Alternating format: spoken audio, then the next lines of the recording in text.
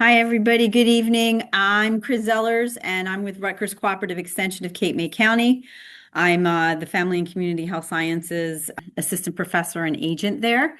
And I am joining you live from Ocean City Library. And I have a few people here in person watching the presentation as well. So if you hear questions from the audience, that's probably why, because there's people here live. I want to thank Ocean City Library for having me today. As always, Julie and Karen are great hostesses, and I'd love to be here. And it's always a good opportunity for us. I also want to let you know that Brooke Shiera is in the background. She's handling the chat and things going on in the background, technical issues and stuff like that. So she's here. If you have any problems, you can drop them in the chat and Brooke can try to help you out with that. And we'll get started. So again, I'm Chris Zellers, and tonight's presentation is called Step It Up: Ways to Be More Active. And Rutgers University is an equal opportunity employer. If you can read all that small print, have at it. And before we get started, I just had somebody in the audience ask me about cooperative extension. And so I just want to give a little background for some people that might not be familiar with our structure. Rutgers Cooperative Extension is a partnership between the County Board of Chosen Commissioners, Rutgers, the State University of New Jersey, and USDA's National Institute of Food and Agriculture. We currently have faculty or staff in 20 of our 21 New Jersey counties, and we are comprised of three different departments. There's agriculture and natural resources, 4-H youth development, and then my department, which is family and community health sciences. And FCHS is what we call ourselves. FCHS provides outreach on topics in New Jersey and beyond. We focus on the areas of nutrition, chronic disease prevention, food safety, and overall wellness. All right, so let's get started with today's topic. We're going to talk about why you are physically active, or maybe why you're not physically active. So everybody's physically active for different reasons. And a lot of times we find that it's hard to get motivated. And we're going to talk a little bit about today the different benefits of physical activity. We're going to talk about determining how active you really are. And we're going to try to find ways to add more physical activity by avoiding excuses. So we'll talk a little bit. I got some snores here already in the audience. And it's funny because my mom said, what are you teaching tonight? And I told her, and she said, oh, is it about me and my excuses? No, Mom, that's not what it's about. But anyway, yeah, so we're going to talk a little bit about that, and hopefully like recognizing what your excuses are and hearing like another way to get around them will motivate you a little bit more. So as Americans continue to be sedentary, there's a lot greater incidence of chronic diseases. That also, in addition to chronic diseases, there's more stress. There's more fatigue, and there's more sleeplessness in Americans' lives. And physical activity and exercise are really important to help prevent those chronic diseases and the other factors that I mentioned. Prevention through exercise starts in our childhood years, and it continues as we age. So it's always good to be physically active. But that's not to say that if you're not already physically active, it's too late to start. It's never too late to start.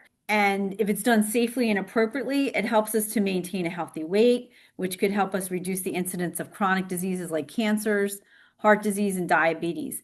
And it also provides us with a sense of well-being. And Dr. Erica Johnson wrote in the Health and Fitness Journal that aerobic exercise was shown to affect participants with a calmer mood when they participated in 20 to 30 minutes of that exercise.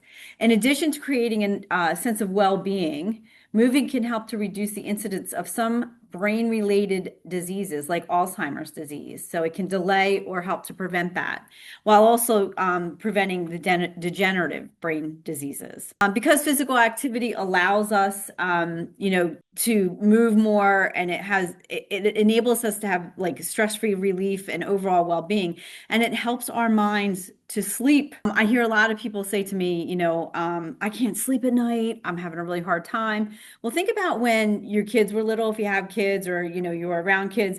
If they're really tired at the end of the day, they probably were doing a lot, right? So if you want to get that type of tired sleep like the kids do, it's good to be physically active. It can also reduce the incidence of obesity, and it can lower sleep apnea incidences, and that too will make for a better night's sleep. So there's some good reasons to be more physically active. I was just saying here in the audience before we started the presentation that, I have anxiety, and for me, it helps my well-being. So having that 20 to 30 minutes a day is the way that I'm able to keep my mind at rest. And I know another benefit of it, my husband was told probably about 8 years ago by the doctor that you lose weight and start exercising, or you have to go on high blood pressure medicine. So he was able to do that. He's physically active every day, and he is still not on medicine 8 years later. So, just examples of some benefits of how it can help that I know of firsthand, in addition to the science that's out there. All right, so just as a little bit of a reminder, the USDA recommends that adults exercise for 150 minutes per week minimum. And 2 additional days should include weight-bearing exercise.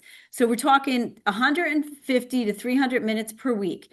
They give you a variable range there because they want you to do it at your leisure. So, when they were formulating the recommendations, they recognized the fact that, a lot of us are busy.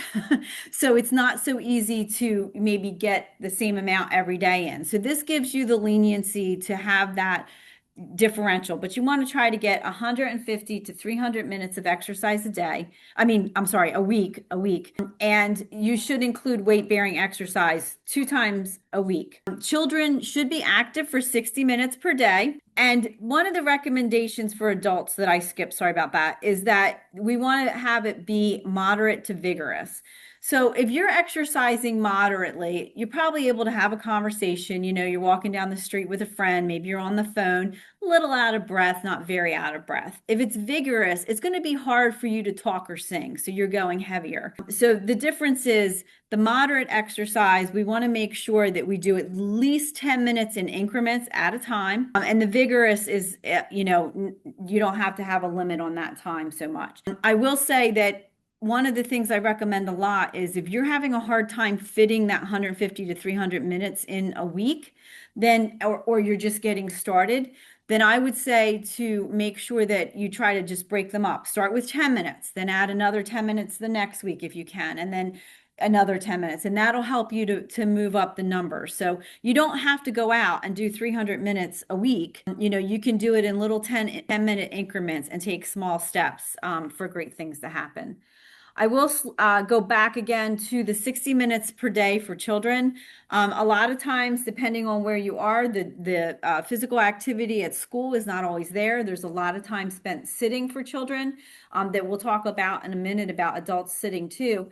But it's good for them to have that physical activity. My mother used to say, go run the stink off yourself, because you'd come in and you'd be grumpy and everything after school. And I had 3 sons that were very active, and I was always trying to find ways to wear those guys out. So, being physically active for the kids, it will help with their school. It'll help with their sleep. It'll help them to learn early on to be physically active. And a good way to get them to do that is to exercise with them or be physically active with them. All right, so here's this very scary looking snaky thing. I thought it would probably be helpful to look at how much movement everybody is getting. And I looked at this and I thought that I was pretty physically active. And then I looked at this and I'm like, I sit a lot. So I'm not going to ask you, this is from the International Physical Activity Questionnaire, and it's older. I'll be right up front about that. It's about 20 years old, but I thought it was a really good example of information to kind of evaluate where you are. And I think it's important. I teach a lot of classes that are really popular now, mindfulness for stress reduction. And that mindfulness or being aware of what is going on in our lives is really difficult with all of the noise out there these days and distractions. So being aware of how physically active you are is really important. And you might, again, think that you are more active than what you really are.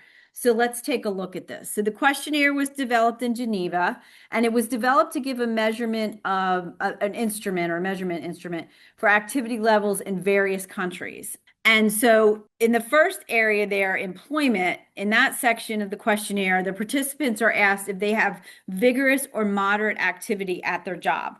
Now, one of the reasons Americans are so sedentary now is because we're in front of the computer typing all the time, right? Whereas, like when my grandmother was young, her family owned a farm. So they were out on the farm working from the time, all day long. So they were doing physical labor. They were industrial athletes, they call them. So if you have a job where you're physically active and not sitting, that's great. You're still going to need a little exercise. But if your job requires that you dig or do heavy construction, that's considered vigorous exercise. And then the questionnaire asks if it's done for more than 10 minutes. And 10 minutes, like I said, is the marker for movement. So they're asking you in that first little ball there, job-related physical activity, desk job versus vigorous activity like digging and heavy construction. So if you're sitting at the desk all day, your employment is not giving you the exercise. And that's what, when I looked at this, really kind of gave me the red flag, like, okay, I sit like 8-9 hours a day at my desk.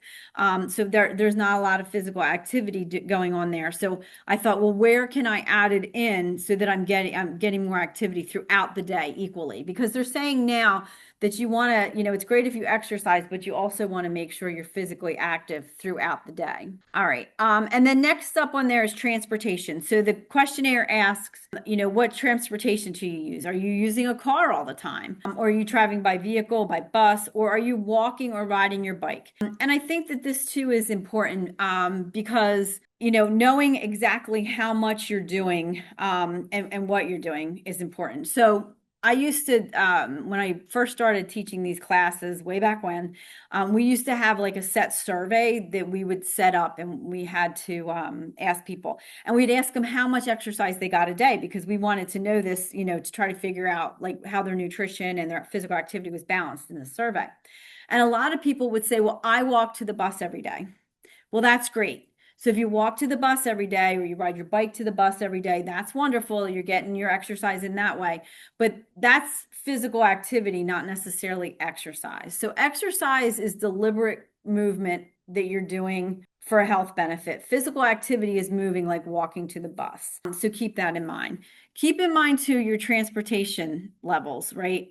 If you have the opportunity, like if you live in a place where you can walk to the grocery store, ride your bike to Wawa, do something that can get you physically active rather than getting in the car. That's going to be a good way for you to pop in some of that extra physical activity. All right. And then next we have working around the house. So again, this is another way where we're, physically active or maybe not so physically active. A lot of people now have somebody that comes out and cuts their lawn, cleans their house. Not me, but there's a lot of people that have that opportunity now. So again, that's taking away from that physical activity that you could be doing at home. It also could be, caring for the lawn, gardening, or working around the house. So think about how much you're doing around the house, if you're doing that moderate or vigorous exercise around the house, and if it's 10 minutes or more, just to give you an idea of how active you really are. And then your leisure time, how much time are you spending doing something recreationally or sports wise that's leisure time, but is physically active. So maybe that's, your walk in the afternoon or your bike ride in the evening or something like that.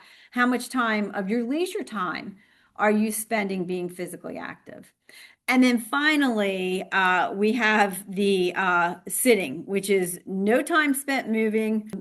We're just chilling. And I feel like I say this all the time, but during COVID, like we got into this bad habit of watching TV at night that we usually didn't do. And I'm like, we got to get out of this bad habit of sitting at night. So we come home from work, we're exhausted, and then we're sitting. So again, like even if you're moving during the day at your job, that's great. But think about it, if you're sitting at your job at the computer all day, and then you're not being physically active and you're coming home and sitting, that's a lot of sitting going on there. So I just brought this up. Again, I wanted you to be able to be be aware of how much time you're spending doing the different things that you are or are not doing, just so you have that mindfulness and that gauge as we move through, because it might give you some ideas as to where you could be more physically active.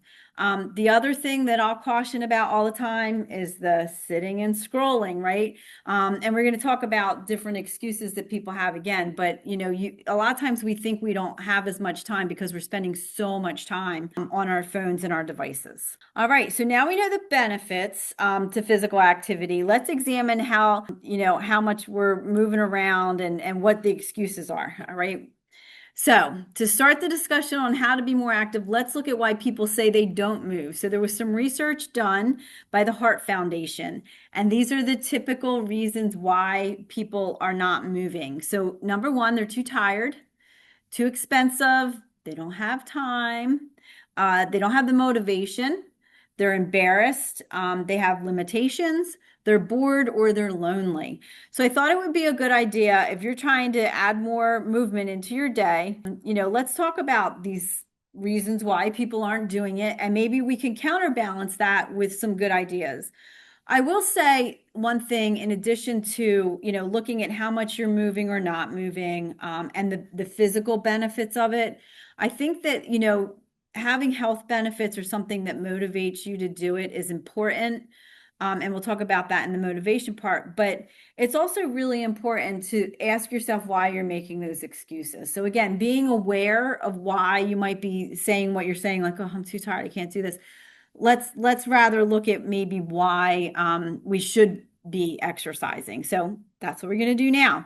So again, too tired is a valid exercise. I'm with you. I'm too tired most of the time as well.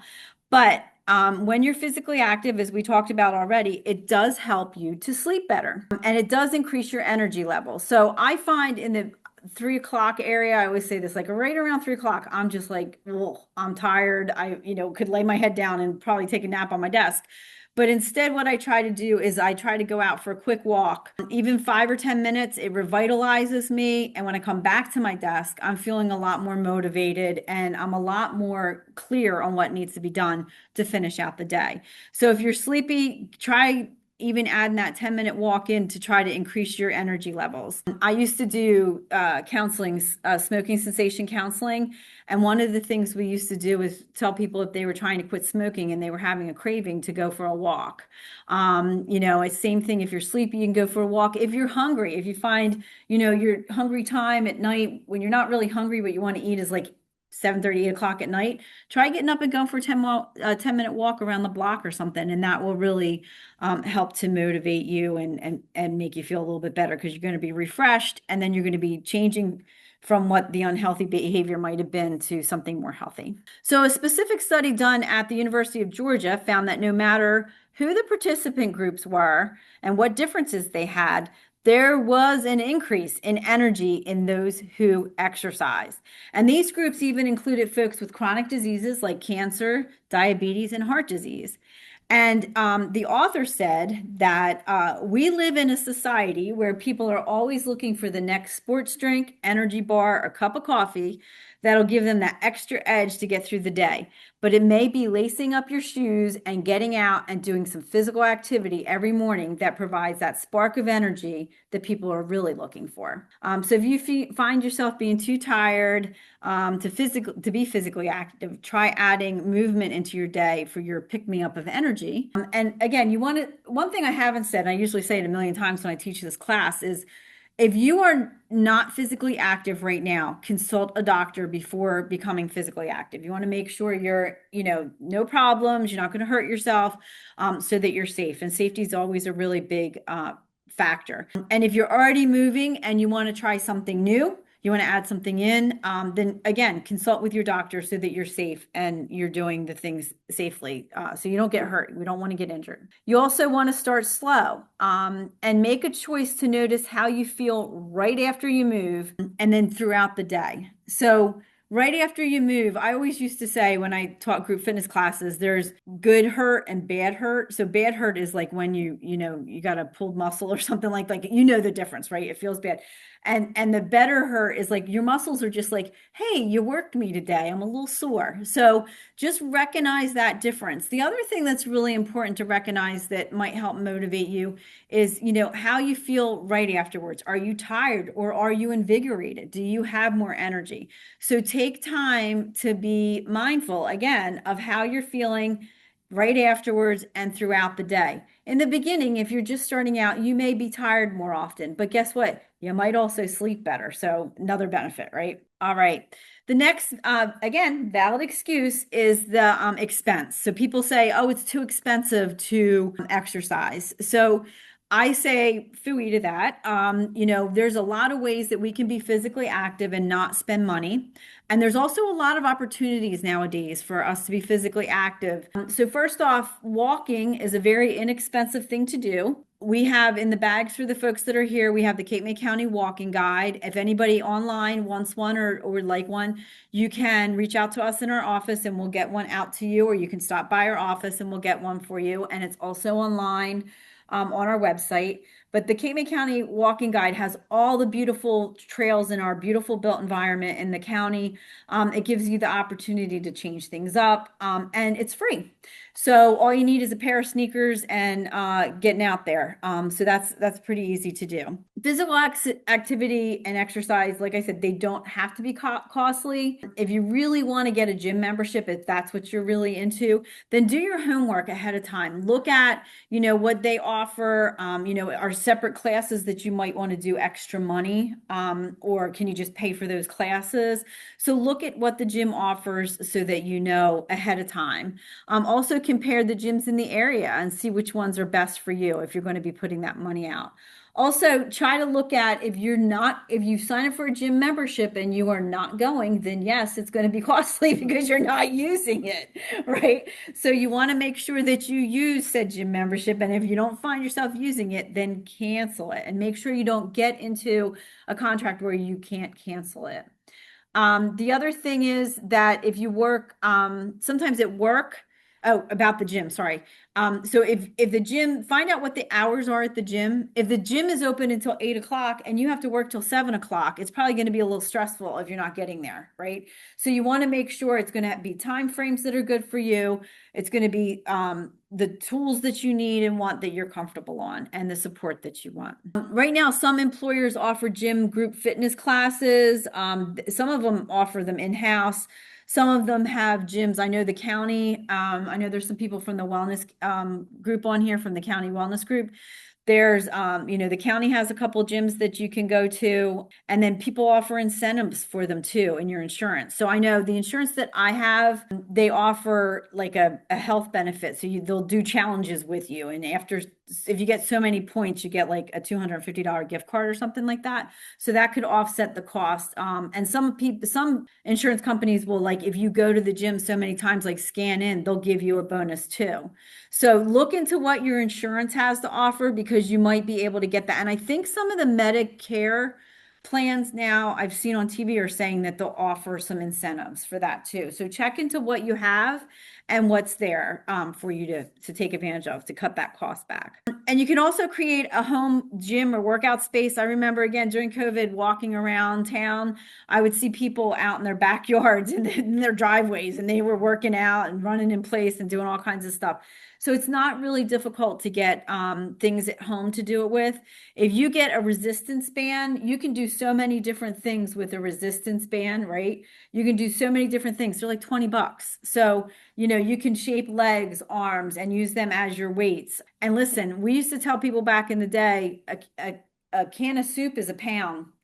So get 2 cans of soup and use them if you need to get started, right? Like I said, walking, just a good pair of shoes. And then, it's not any cost at all to you. You can get out there and use them. I will say that the cost of sitting and a sedentary lifestyle is costing our country $192 billion in healthcare.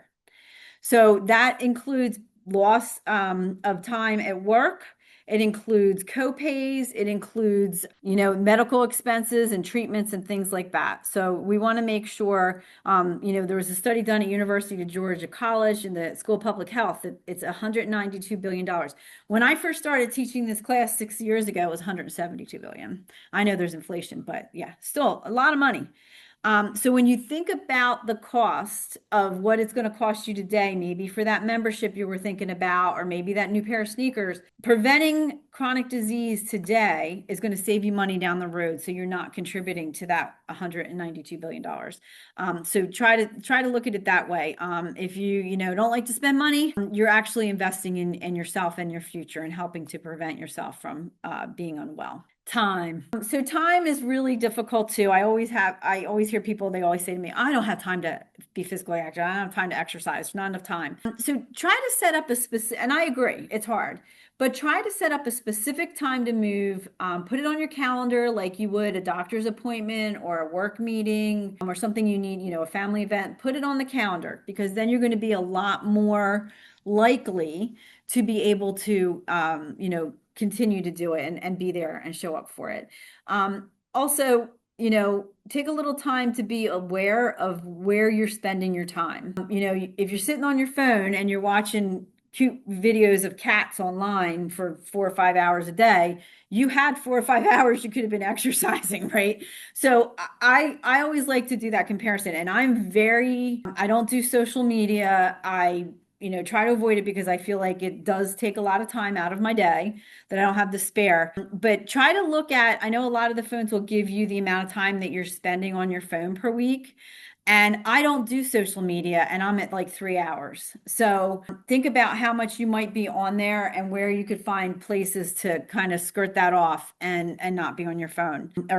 I'm sorry, skirt that off and find exercise in there. Sorry. The other thing you can do is, if you find that you have like something in your routine or your day, like say you have to take a spouse to a doctor's appointment, or you have to take the kids to choir practice or soccer practice or whatever, and you're sitting there waiting for somebody, walk around the parking lot, take that 10 minutes of time and add it in where you can. So think creatively about where you can plug that physical activity in so that you're more likely to keep moving. And I find when you start doing it and you can continue to do it, it becomes more of a habit.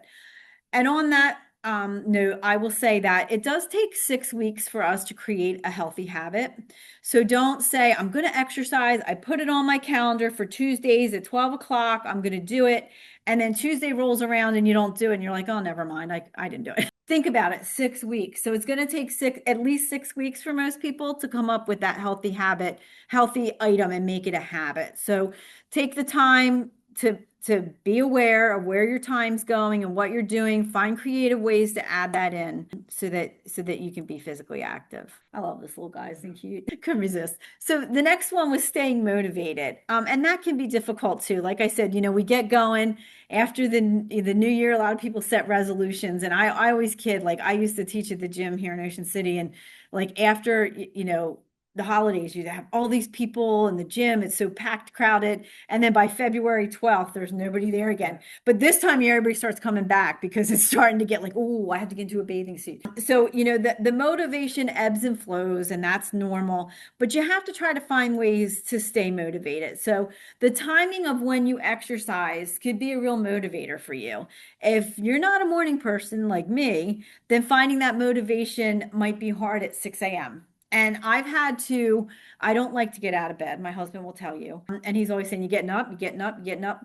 So I get up every day to do it now. And it's more, again, I was not motivated at 6 a.m., but now I'm motivated by the fact that I enjoy exercising because it makes me feel so good during the day. So I use that as my motivation. So get up at 6 a.m. Okay, I can do it.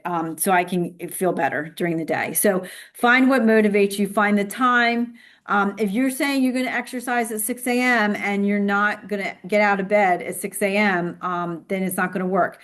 If you're saying you're going to do it at 6 p.m. and you don't get home from work until 5:45, it might be hard to get everything you have to get done after work done if you're doing that, unless that fits into your schedule.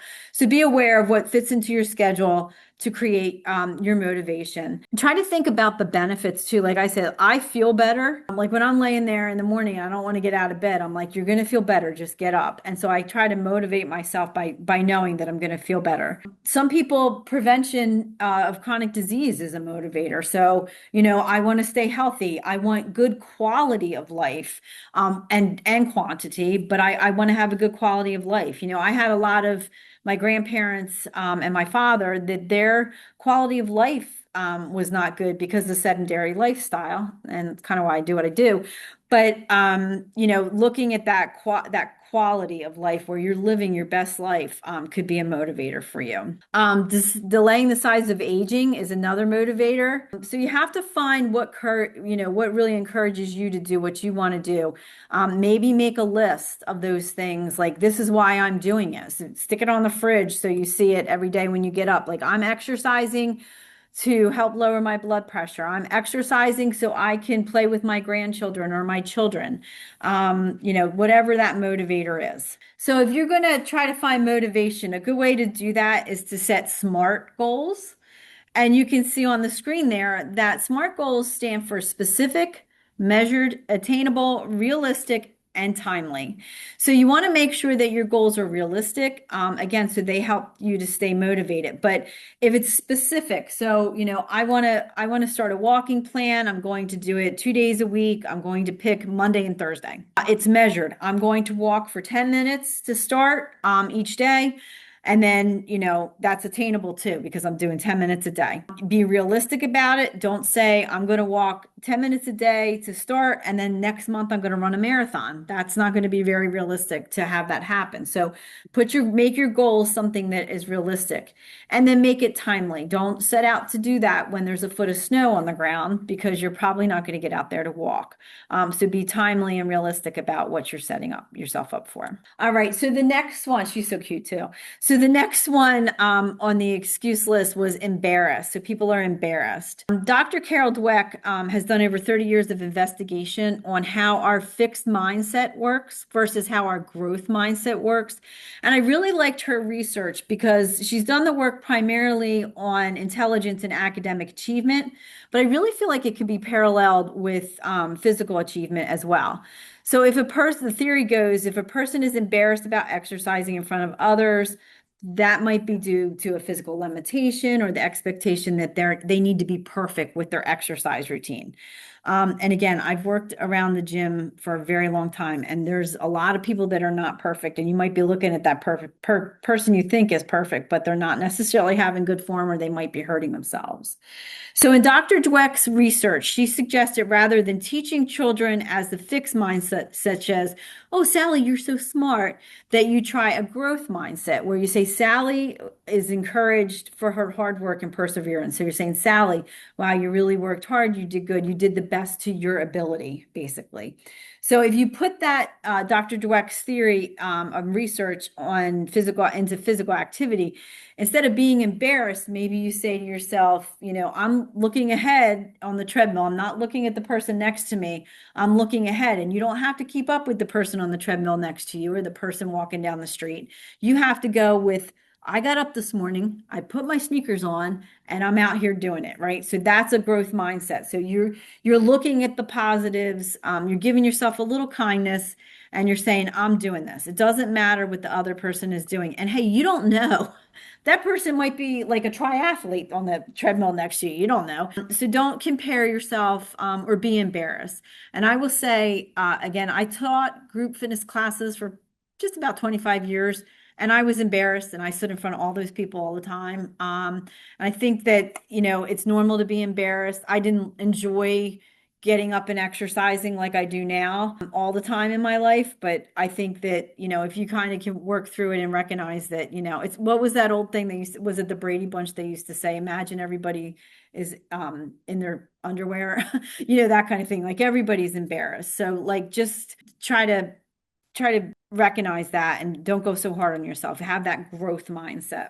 So physical limitations is the next area. And there's, physical limitations as well as mental limitations, and they're real. They are, they shouldn't be dismissed. and you shouldn't feel bad about yourself. But rather, you should try to find alternatives to what you want to do that fits within your limitation. So again, talk to your doctor. But if you're going to like a group fitness exercise class, if you can't do something the instructor's doing, you can politely call the instructor and say, "Can I have a modification?" Most good instructors are going to know how to modify things. If you're working, on a video, say you're watching a video like a yoga video, usually the yoga instructor on those videos will give you an alternative to how to do it, if you're not quite where, she is or he is. And if you're not able to modify the exercise to where you feel comfortable, then, try doing maybe something else. Some people, it's great to do chair yoga or sitting exercise. There's great things like Tai Chi, which are really slow movements and they help with your balance. There's videos online for Tai Chi, which are good examples of where to start if you're having issues, that, certain limitations that you feel like you want to conquer. If you just started exercising and something's too much for you, try a lower impact, like I said, or a sitting class. Pull exercise. Pull exercise is a great way to, get started on the physical activity. It helps be a little softer on the joints. So, if you have bad knees or something like that, that could be a little softer on the knees. Some people like cycling because they have knee problems. So check with your doctor about what, movements you can do or are safe for you, and find out what could lead to fun and invigorating movement. Also, don't worry about so much about completing the exercise. Accomplish what you can to start. And that goes back to that 10-minute, 10-minute at a time thing. Start small and remember to think about that growth mindset of improving yourself versus not doing anything at all. So it's better to do 10 minutes 3 times a day than not do anything at all. And that's really going to help to improve your physical and your mental well-being. And, I say all the time to my husband, you have to start somewhere, right? So everybody started somewhere. So hang in there and try not to get disappointed with yourself. All right, next is boredom. An article published in U.S. National Library of Medicine, National Health Institute describes boredom as having both negative and positive effects on workers. And similarly, one might apply that to notions of boredom with physical activity. So if a person appears bored, they might lack motivation or perform poorly. And when exercising, could cause a person to stop moving or prevent them from even trying. So, if you're doing something day in and day out and it's really a trudge for you, maybe you want to try to come up with another plan or look at something else so you're not bored with what you're doing. Also, don't use boredom as an excuse not to exercise. Use that as an excuse like, hey, I could go walk, I could go swimming, I could do something. So see where you can add that in. And you want to do something that you enjoy. So something that is playful, maybe it's turning on, like my mom does sit and fit. After me nagging her to death. But she does sit and fit. And she said to me yesterday, I went to sit and fit today, and they had all the oldies on from, when I was young, and we were dancing and we were all singing and we had so much fun. And you could hear how much fun she had in her voice. Whereas, before she was bored and she wasn't always excited about it. A long time ago, the new place she goes, she loves it. So check out where it's interesting to you. They're doing what you like, and it's good for your mind and body. If you normally ride a bike path, one specific path, find another one that's safe to ride if that's interesting to you versus boring. And again, the built environment in many places now, where they have actually done things to make the traffic safer for people to be out and exercising outside physically has really been strong over the last couple decades. So there's a lot of places that you can go to adequately find fun places to move. And if you can't do it during the week, you can't do something really motivating during the week, then find something on the weekends. So my youngest son just moved out to Arizona, and they have found a different hiking trail every weekend. So they're really enjoying like just the differences, and they call us from wherever they are. So it's just, an example again to be a little bit more maybe on the weekends a little bit more adventuresome so you're not so bored. Also, take your lunch break. Maybe eat your lunch and then go out for a walk on your lunch break, and try to do something that's motivating that way. There's also apps out there. I've never used one.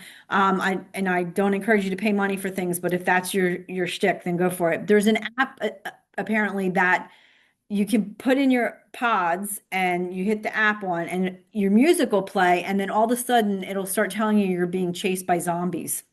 So right, there's all kinds of stuff out there nowadays. So you start running faster because the zombies are going to get you. So you have to try to outrun the zombies.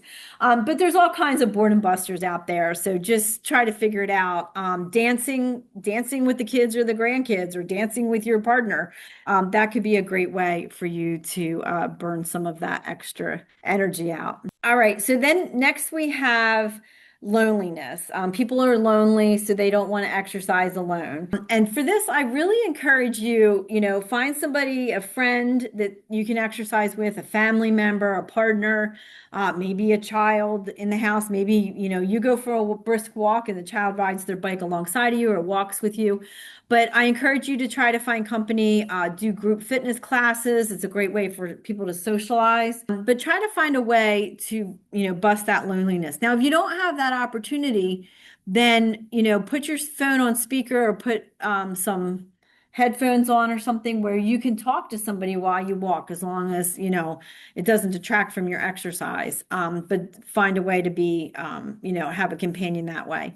I will encourage you to find somebody that's positive. Don't try to pair up with somebody if you're lonely that's going to bring one of those other excuses to the table that you don't already have, right? We don't want to undo the good stuff. So try to make sure that you have those folks there. All right. So those are our excuses. We got the kayaker here. And I just want to recap a little bit. These are exercises. Somebody in the class tonight asked if we were going to actually exercise. No, we're not exercising. We're trying to find ways to step it up and be a little more physically active. So to recap what we discussed today, 4 easy steps. Make a plan. So come up with an idea of what you want to do and how you want to do it. Remember those SMART goals. So find that activity that's motivating, that you have time to do, and try to find a way to work that in. And you can make the plan could be your first step, and that might take a couple weeks just to do that. And that's okay. But you want to try to find something to have a plan so that you can stick to it and you can go back to it. Again, if it's a couple weeks later and you still haven't gotten it down, that's okay. Revisit it and go back to it. Try to note how you feel. Take note of how you physically feel and use that as your motivator. I'm feeling good. I have more energy. I'm sleeping better at night. Those kind of things. You could also note how you feel in a way. You go and get your blood work done, maybe at the doctor's, and you've improved your cholesterol, or your A1C. Something has improved in your physical numbers. You can use that as a little motivation too. And sometimes if you're doing good enough, it could prevent you from, like I said, having to go on medication, or if you work with your doctor, you might be improving your numbers good enough to reduce some of the medication. So all good things there, but just be mindful and aware of what those things are, those numbers are, and how you feel. Measure your sitting versus your moving time, right? So we talked about that we have the graph there with how much we're sitting at work, how much we're moving at work. And I mentioned that, they call them now industrial athletes. So that's like fishermen, farmer, people that work on the line in Amazon, the delivery people. They're industrial athletes, but they're moving their bodies in a particular way that sometimes they could get injuries. So if you're one of those people, you are going to want to do things that can help prevent injury. So that might mean doing some type of exercise outside of your industrial athleticism. You probably should do a different kind of exercise. I'll also say it's very important, and I didn't mention this, is stretching. So we want to make sure that, our muscles are a little warm, maybe take a little walk or, get ourselves a little warm, but try to stretch or stretch afterwards. Stretching is really important to keep us limber. And as we age, it's very helpful. So, there's no recommendation for stretching. I mentioned the 150 to 300 minutes, but there's not a recommendation for stretching. And then finally, make it fun. What are you doing? What do you enjoy doing? Who do you enjoy exercising with or being physically active with? And try to figure out what is going to help you to be able to do those things. All right. And then finally, I'm going to leave you with this quote from Nelson Mandela. He says, exercise is key not only to physical health, but to peace of mind. And I think that that's so true and so important. That's why I grabbed that up. If we want to try to give our body everything we can. I know there's some people that focus a lot on their nutrition, some people on their sleep, some people on their physical activity, but it's really a very secular thing. We have to eat a well-balanced diet, we have to move, and we have to sleep well for our bodies to function really well. So I'll leave you with that. Well, thank you all for coming. Have a wonderful weekend.